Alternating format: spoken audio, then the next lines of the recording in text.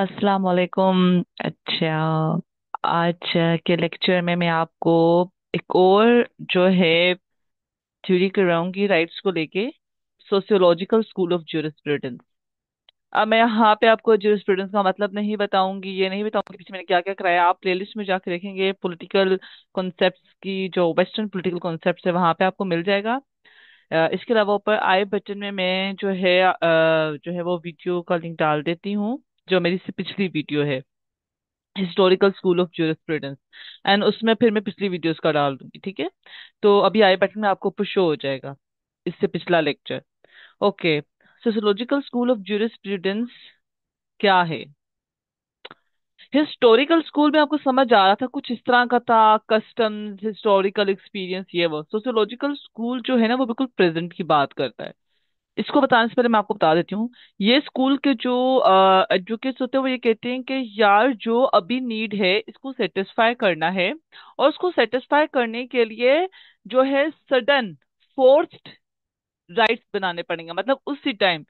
Historical school ये नहीं कहता, वो कहते हैं ना कि ग्रेजुअली ऑर्गेनिकली खुद ही हो जाते हैं, और फिर एंड पे इंसान भी इंटरवीन करके वो लॉ बनाता है।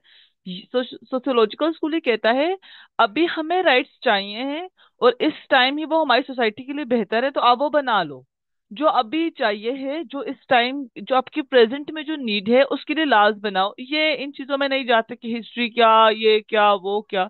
अभी जो चाहिए उसको सेटिस्फाई करना है, उसको सेटिस्फाई करने के लिए आप राइट्स बना लो, ठीक है। एंड पे मैं आपको एक दो तीन चार लाइन में दोनों कंपैरिजन दूंगी, तो वहां पे आपको बहुत अच्छे तरीके से क्लियर होगा, ठीक है। Okay, the sociological school focuses on the role of law in promoting social interest and welfare. देखो, सोशल इंटरेस्ट क्या है, हमारे सोशल वेलफेयर अभी क्या है, बस उसको प्रमोट करना है। इसके जो जितने भी आपको थ्योरिस्ट नजर आएंगे, ऑथर्स नजर आएंगे इस स्कूल के अंदर, इसको मानने वाले जितने भी लोग हैं, वो ये कहते हैं कि आप सिर्फ ये बताए ना कि लॉ सोसाइटी में क्यों है, लॉ इसलिए है, और कहाँ से आ रहा है। कहाँ से आ रहा है? लोगों के इंटरेस्ट में से निकल के आ रहा है। इस टाइम सोसाइटी में जो चीज डिमांड में है उसको उसको बनाने के लिए लॉ आया है, यही लॉ का ओरिजिन है, राइट्स का ओरिजिन है। दूसरा, इसका काम क्या है? बस सोसाइटी में पीस लेके आना, सोसाइटी में सोसाइटी के सोशल वेलफेयर को प्रमोट करने के लिए होता है, सोसाइटी के वेलफेयर के लिए बनाया जाता है, बस ये लोग ये कहते हैं। ये बस सिर्फ ये चीज बताते हैं, ये नहीं कि हिस्ट्री क्या है, कोई हायर पावर दे रही है, ये सारी चीजें इसकी बात नहीं करते। लीगल पॉजिटिविज्म ना, जैसे जॉन ऑस्टन भी ये कहते थे कि जो गवर्नमेंट ने बोल दिया वो राइट है, वो लॉ है, वो लोगों को मानना ही पड़ेगा। लीगल पॉजिटिविज्म में ये कहते थे ना, जो लीगल राइट्स की थ्योरी है वो कहती थी कि राइट्स जो होते हैं वो सिर्फ सॉवरन, मतलब कि गवर्नमेंट बनाते हैं, जिसके पास अथॉरिटी होती है, वो एक पूरे लीगल प्रोसीजर से जाते हैं, वो राइट्स बनाते हैं, और फिर लोगों को मानना है, बस। नेचुरल राइट्स की थ्योरी कहती है कोई हायर पावर, जैसे कि गॉड हमें राइट्स देता है, वो इनहेरेंट होते हैं, वो यूनिवर्सल होते हैं, वो सब पे अप्लाई होते हैं। देन हिस्टोरिकल स्कूल कहता है कि ऐसा नहीं है कि कोई नेचुरल जैसी राइट्स नहीं होते हैं, नहीं कोई से नेचुरल प्रिंसिपल्स हैं, एब्स्ट्रैक्ट आइडियाज नहीं है, बल्कि हमारी सोसाइटी में राइट्स जो है वो हमारे कोलेक्टिव कॉन्शियसनेस से मिलकर बनते हैं, स्पिरिट ऑफ पीपल। जो लोग सोचते हैं, उनकी वैल्यूज हैं, उनका कस्टम है, उसका कल्चर है, आहिस्ता आहिस्ता उसी के साथ जो राइट्स एंड लॉज होते हैं अपने आप को अलाइन करते हैं, और फिर गवर्नमेंट वो राइट्स दे देती है लोगों को। अब जो सोशियोलॉजिकल स्कूल कहता है कि ऐसा नहीं है, जैसे लीगल पॉजिटिविज्म वाले भी सिर्फ कह रहे हैं कि गवर्नमेंट ने जो बना दिया लोग उसको हैबिचुअली फॉलो करेंगे, लोगों के पास कोई राइट नहीं है बोलने का, ना ही नेचुरल जैसे, ठीक है, ना हिस्टोरिकल जैसे। ये कहते हैं इस टाइम लोग क्या चाह रहे हैं उसी टाइम इनको मिल जाना चाहिए, सडन। ये कहता है ग्रेजुअली, आहिस्ता आहिस्ता। ये कहता है सडन, इस टाइम हमें कुछ चाहिए, आप इस टाइम ही दो, बस। और वो दो, लेकिन वो सोसाइटी के वेलफेयर के लिए हो, ये कहते हैं। मतलब गवर्नमेंट डेमोक्रेसी आपको यहाँ पे नजर आएगी बहुत ज्यादा, इस सोशियोलॉजिकल स्कूल में आपको डेमोक्रेसी नजर आएगी, ठीक है। फ्रॉम द अच्छा, rights from this perspective are tools for achieving social justice and improving societal wellbeing. ये यही कहते हैं कि राइट्स होते ही क्यों हैं, राइट सोसाइटी की वेल बीइंग के लिए होते हैं, सोसाइटी में रहने वाले लोगों के लिए होते हैं, सोसाइटी में जो इंटरेस्ट होते हैं उनको पूरा करने वाले। वो बोलते हैं यार ला हम लोग क्यों बनाते हैं, किसी भी इंसान की जो है उसकी डिमांड्स को पूरा करने के लिए। तो बस डिमांड्स अभी है, अभी पूरा करना है। लॉ होता है सोसाइटी के वेलफेयर के लिए, एक बंदे की भी और पूरी सोसाइटी की भी। इंडिविजुअलिज्म एंड कलेक्टिविज्म दोनों की बात करता है ये वाला स्कूल। ये बोलता है एक बंदे के राइट्स भी पूरे हों और उसके साथ साथ पूरी सोसाइटी के राइट्स पूरे हो। ये नहीं कि सिर्फ बंदे के हो रहे हैं सोसाइटी बड़ा गलत हो रही है, ठीक है, ये नहीं। तो ये कहते हैं कि एक बंदे के भी पूरे हों और सोसाइटी के भी पूरे हों, दोनों में बैलेंस हो जाए। जैसे चाइना में फ्री स्पीच नहीं देते वो लोग। अगर हम लोग इंडिविजुअल राइट्स के लिहाज से देखें तो फ्री स्पीच देनी चाहिए, लेकिन चाइना वाले क्या कहते हैं, हम कोलेक्टिविज्म को देखते हैं, हम कोलेक्टिव वेलफेयर को देखते हैं, हम सोसाइटी के वेलफेयर को देखते हैं। अगर हम फ्री स्पीच दे देंगे तो बहुत ज्यादा पॉलिटिकल प्रोपेगेंडा होना स्टार्ट हो जाएगा, हमारी गवर्नमेंट के अगेंस्ट बोलना स्टार्ट हो जाएंगे लोग। इस तरह करते करते करते एक बड़े लेवल पे हमारी कंट्री में अनरेस्ट आ जाएगा, क्योस आ जाएगा। मतलब वो सोसाइटी के वेल बीइंग के लिए इंडिविजुअल का जो एक राइट है वो खींच लेते हैं।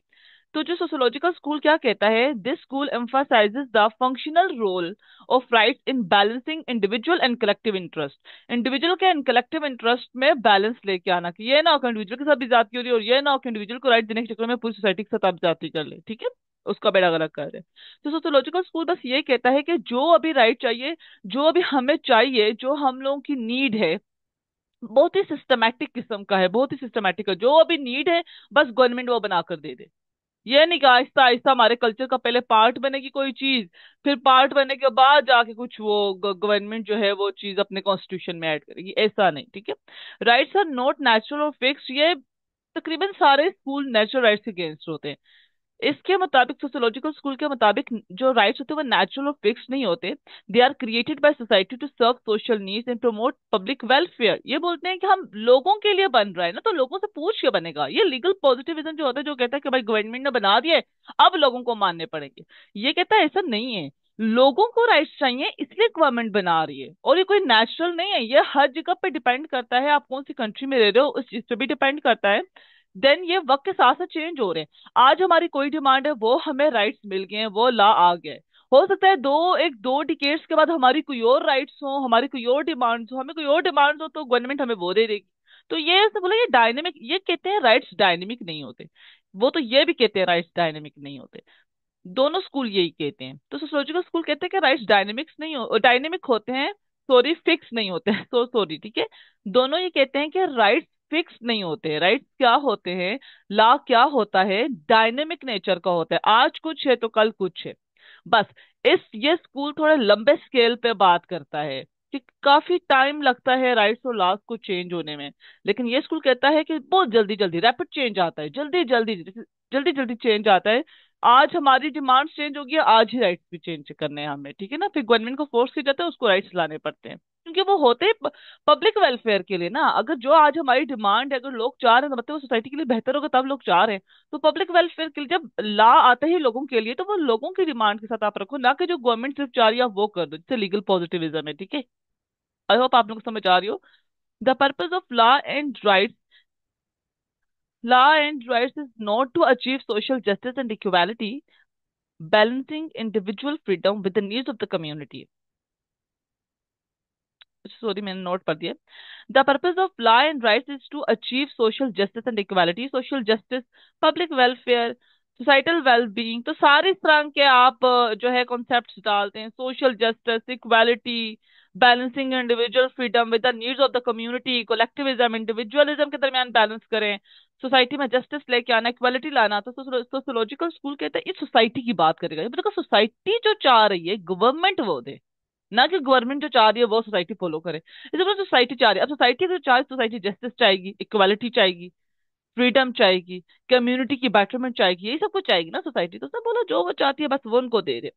Law and rights are shaped by social forces and they evolve in response to changes in society. इन्होंने बोला कि जो लॉ एंड राइट्स होते हैं are shaped by social forces. Social forces कौन सी होती हैं यहाँ पे? Social forces obviously public opinion, लोगों का interest, individual interest, group interest, यही सोशल फोर्सेस होती हैं आपकी सोसाइटी में।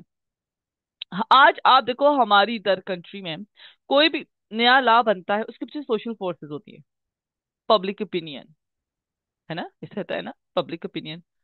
लोग ये चाह रहे हैं तब ये लॉ बन रहा है, लोग नहीं चाह रहे इसी वजह से हमने ये लॉ स्ट्राइक डाउन किया, हमने ये लॉ नहीं बनाया। तो सोशल फोर्सेस में आता है मतलब कि लोगों का ओपिनियन, लोगों के इंटरेस्ट, वो जो सारी चीजें होती है, लोगों का इंटरेस्ट, लोगों का ओपिनियन, वही लॉ एंड राइट्स बनाता है। ठीक है। एंड इवॉल्व, और जो लॉ एंड राइट्स होते हैं ये क्या होते हैं, ये चेंज होते हैं ना सोसाइटी के साथ, जल्दी जल्दी चेंज होते हैं, इसकी तरह नहीं कि स्लोली स्लोली जो कस्टम ट्रेडिशन होगा।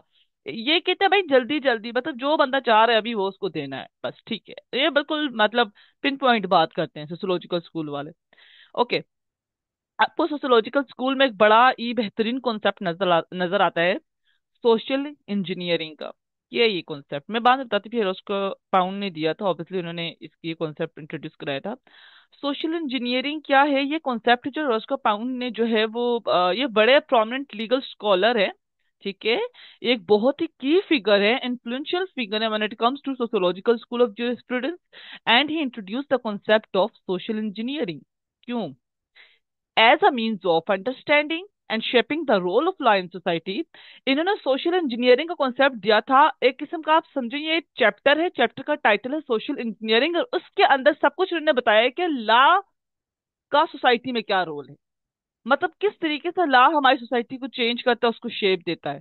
और जो लॉ होता है उसको सोसाइटी ही बना रही होती है, डायरेक्टली इनडायरेक्टली, डायरेक्टली दोनों एक दूसरे को शेप दे रहे होते हैं ना। तो ये जो सोशल इंजीनियरिंग का कॉन्सेप्ट है, इसके अंदर उन्होंने ये बताया है कि लॉ का या राइट्स का, ऑब्वियसली लॉ के साथ राइट्स बाय डिफॉल्ट अंदर है उसके। ठीक है, लॉ का मतलब ही राइट्स देना है। तो सोशल इंजीनियरिंग का एक कॉन्सेप्ट है, चैप्टर है, आप इसी के प्रिज्यूम करें। और उसके अंदर इन्होंने ये बताया है कि what is the role of law in society, मतलब कि राइट्स का, लॉ का क्या रोल है सोसाइटी में। इसका जो कॉन्सेप्ट है सोशल इंजीनियरिंग का, किस चीज पे बेस्ड है, is based on the idea that law is not just a set of rules but a tool for achieving social progress and maintaining order by obviously addressing the competing interest of individuals and group in society। जो चीज मैंने English में बोली है वो बिल्कुल simple से आपको समझ आ गई होगी, मैंने कोई मुश्किल इंग्लिश नहीं बोली है। इसका जो कॉन्सेप्ट है सोशल इंजीनियरिंग, इसमें से ये बताया कि लॉ का रोल क्या है सोसाइटी में, मतलब कि राइट्स का क्या रोल है सोसाइटी में। इन्होंने ये बोला है कि जो सोशल इंजीनियरिंग के जो आइडिया है ये किस चीज पे बेस्ड है, कि लॉ सिर्फ रूल्स नहीं होने चाहिए सोसाइटी में, जैसे लीगल पॉजिटिविज्म वालों ने बोल दिया कि भाई, जॉन ऑस्टिन ने बोला कि लॉ गवर्नमेंट बना रही है, बस रूल्स हैं, लोग बस इसको अंधाधुंध फॉलो करें।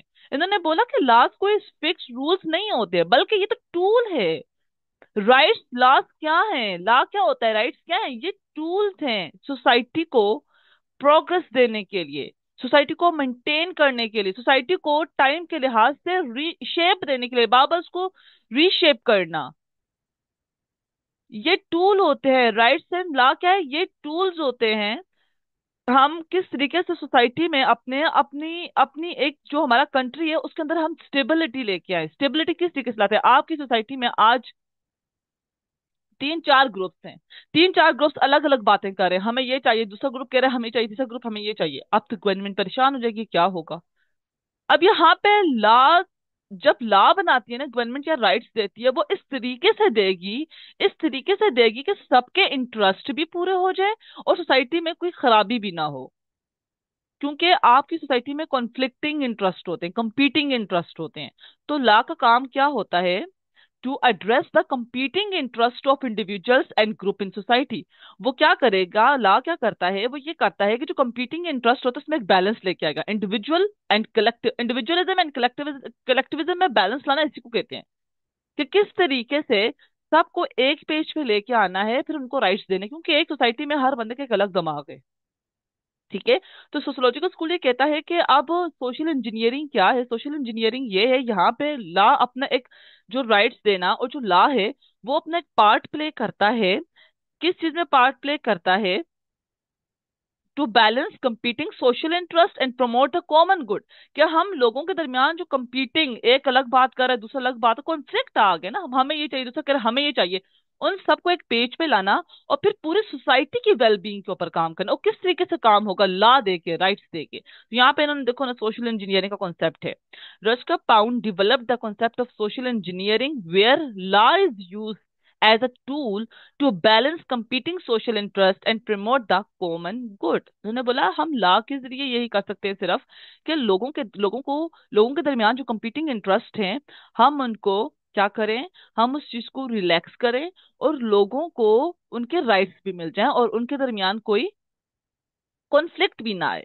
ठीक है, आप लोगों को समझ आ रही है कि उनके दरमियान कोई कॉन्फ्लिक्ट भी ना आए। इन्होंने बोला था कि लॉ का या राइट्स देने का मतलब ये होता है कि सेटिस्फेक्शन ऑफ बॉन्ड्स, ये एग्जैक्टली वर्ड्स थे इनके, satisfaction of bond, satisfaction of maximum bonds with minimum friction and waste।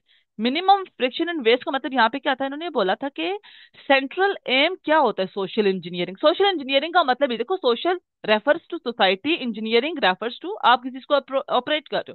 तो उन्होंने बोला था कि लॉ का काम क्या होता है, सोसाइटी को शेप देना बार बार। उन्होंने बोला था सोशल इंजीनियरिंग कब होती है, सोशल इंजीनियरिंग तब होती है जब लॉ आपका सही तरीके से काम कर रहा हो, राइट्स आप दे रहे हो।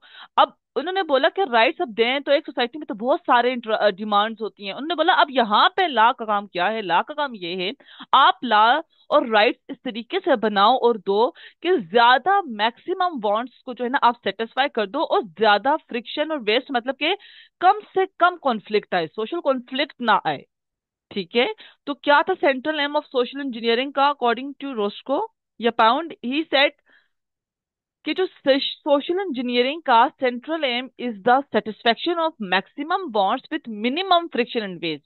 और हम अदर वर्ड्स में बोले, law should work to meet the needs and desires of the greatest number of people in a way that minimises social conflict and inefficiency. उन्होंने बोला कि लॉ का काम क्या है या राइट्स आप इस तरीके से दो लोगों को कि जो ग्रेटेस्ट नंबर ऑफ पीपल है उनकी डिजायर्स एंड नीड्स पूरी हो जाए, मतलब कि आप सोसाइटी लेवल पे भी काम करो, इंडिविजुअल लेवल पे भी कर रहे हो। और जो है इस वे में दो कि सोशल कॉन्फ्लिक्ट और इनएफिशिएंसी कम से कम हो जाए, ये इन्होंने कहा था सोशल इंजीनियरिंग। और सोशल इंजीनियरिंग में हेल्प कौन करेगा, लॉ एंड राइट, लॉ जो आम जुबान में। ठीक है, अच्छा यहाँ पे नीचे फिर मैं आपको एक दफा पढ़ लेती हूँ। Roscoe Pound developed the concept of social engineering where law is used as a tool to balance competing social interest and promote the common good. अब मैं आपको एक बहुत ही बेसिक सा दोनों में डिफरेंस बता देती हूँ कि historical school and sociological school में क्या फर्क है। अब आप बोलोगे मैम आपने कहा जो अभी हमारा कस्टम है उसके मुताबिक क्लास होंगे, क्या है दोनों में डिफरेंस। देखो सोशियोलॉजिकल स्कूल में मैंने आपको बोला कि अभी जो आप चाहते हो आपको चाहिए, हिस्टोरिकल स्कूल में भी होता है हिस्टोरिकल एक्सपीरियंस देखना, फिर जो आपका कस्टम और ट्रेडिशन होता है उसके मुताबिक आपके पास लॉज होते हैं। दोनों में फर्क क्या है, हिस्टोरिकल स्कूल में रैपिड लीगल चेंजेस नहीं होती और ना ही इम्पोज होते हैं न्यू लॉज जो आपके कस्टम एंड ट्रेडिशन के साथ अलाइन ना करें। आप कस्टम और ट्रेडिशन के साथ अलाइन नहीं करेंगे तो फिर नहीं होगा। लेकिन सोशियोलॉजिकल स्कूल ना इस तरह का होता है कि कुछ ऐसी चीजें होती हैं जो आपकी मतलब इस तरह का होता है कि अभी वो आपका कल्चर तो नहीं मान रहा होता लेकिन ज्यादातर लोगों की डिमांड आ जाती है अचानक से और फिर उस टाइम आप पूरा करते हो। बहुत ही रैपिड होता है। हिस्टोरिकल स्कूल में रैपिड लीगल चेंजेस नहीं होती हैं। देखो आपकी सोसाइटी में अभी हमारे यहाँ पे जैसे मैंने बताया था सेम सेक्स जो मैरिजेस नहीं होती हैं, लेकिन आप ऐसे इमेजिन करें इंशाल्लाह कभी आगे भी नहीं होगा क्योंकि हमारा कल्चर नहीं है और मतलब जो चीज हमारा कल्चर नहीं है हम चाहेंगे नहीं हमारी कंट्री में वो चीज आए। लेकिन आप इमेजिन करें हमारा लीगल सिस्टम नहीं है ना, हमारा लीगल सिस्टम हमारे लॉ हमारे राइट्स भी नहीं, ये नहीं है, सेम सेक्स के जो लोग हैं, उनके पास ये राइट नहीं है कि वो आप आपस में शादी कर सके। लेकिन हमारी सोसाइटी में ना अब पिछले 2-3 साल से ये मूवमेंट आ रही है आ रही है आ रही है आ रही है, ट्रांस वुमेन ट्रांस मैन का जो है वो बढ़ता जा रहा है बढ़ता जा रहा है। अब अगले भी 10 साल आपको नजर आएगा ये चल रहा है चल रहा है चल रहा है, आहिस्ता आहिस्ता आहिस्ता लोगों में एक्सेप्टेंस आ जाएगी और फिर उस एक्सेप्टेंस के बाद गवर्नमेंट वो राइट दे दे कि सेम सेक्स मैरिजेस हो सकती हैं। अब क्या रैपिड आया है, नहीं, पहले आहिस्ता आहिस्ता तो लोगों के दिमाग बने, उन्होंने अपना कल्चर बनाया है, अपने दिमाग उन्होंने अपने रहने सहने का तरीका वैसा बनाया है, फिर आपको वो राइट दे दिया गया लीगली। लेकिन ये होता है हिस्टोरिकल स्कूल। लेकिन सोशियोलॉजिकल स्कूल क्या कहता है कि अभी जो चीज चाहिए अभी कभी दे दो। ठीक है, सोशियोलॉजिकल स्कूल में एक्टिव जो है मतलब it is more open to active reform and legal changes, बहुत तेजी से आती हैं। जो कंटेम्प्रेरी कंटेम्प्रेरी प्रेजेंट को बोलते हैं, कंटेम्प्रेरी सोशल नीड्स को पूरा करता है। ये नहीं देखता हमारा हमारा जो लॉन्ग स्टैंडिंग कल्चर क्या है, हमारा हिस्ट्री क्या है, हमारा ट्रेडिशन क्या है। कंटेम्प्रेरी नीड्स को पूरा करना लॉ और राइट का काम है, राइट्स का काम है अकॉर्डिंग टू सोशियोलॉजिकल स्कूल। लेकिन हिस्टोरिकल स्कूल में रैपिड चेंजेस नहीं होती हैं, सोशियोलॉजिकल स्कूल में रैपिड चेंजेस होती हैं। अभी जो चीज चाहिए अभी दे दे, contemporary need, contemporary needs. Historical school कहता है हमारी ट्रेडिशनल हमारा कस्टम हमारा कल्चर, और कल्चर का पार्ट कोई चीज इतने आराम से नहीं बनती। आपको पता है आपके कल्चर का पार्ट कोई भी चीज इतने आराम से नहीं बन सकती।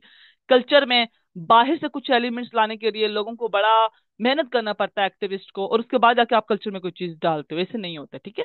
तो हिस्टोरिकल स्कूल कस्टम और ट्रेडिशन के साथ जो चीज अलाइन नहीं होती उसको मानते नहीं है, और बहुत टाइम लगता है किसी कल्चर में किसी और कल्चर की चीजों को इनकॉर्पोरेट करने का, और रैपिड चेंजेस नहीं होती हैं, ठीक है।